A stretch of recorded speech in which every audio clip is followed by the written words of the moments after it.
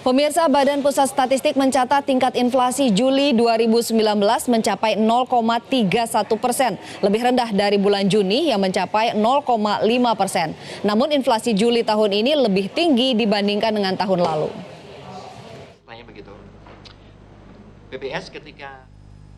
Badan Pusat Statistik mengumumkan rata-rata tingkat kenaikan harga atau inflasi di bulan Juli mencapai 0,31%. Secara kumulatif, tingkat inflasi tahunan Indonesia mencapai 3,32%, masih dalam sasaran pemerintah yang mematok inflasi di kisaran plus minus 3,5%. Kenaikan harga pangan dan harga pendidikan menjadi penyebab inflasi di bulan Juli. Tingkat inflasi bahan makanan bulan Juli tercatat 0,8% dengan andil 0,17% terhadap total keseluruhan inflasi.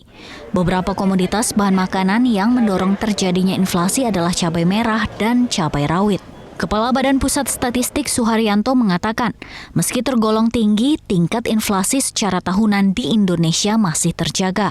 Suharyanto mengatakan pemerintah perlu mengantisipasi musim kemarau yang lebih panjang yang bisa mengakibatkan kelangkaan stok pangan.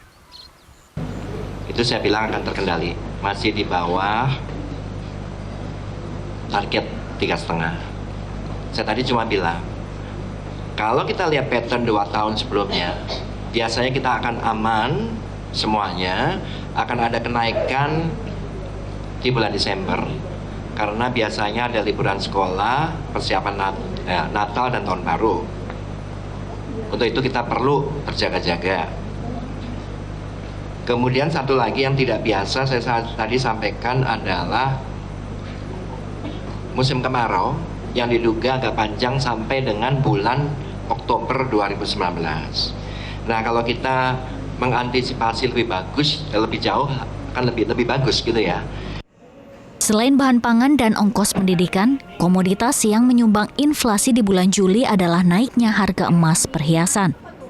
Fenomena ini sejalan dengan kenaikan harga emas global yang terjadi di bulan Juli yang sempat mencapai Rp649.012 per gram, tertinggi dalam 6 tahun. Dari Jakarta, Jessica Wulandari, Agustinus Lawrence, Metro TV.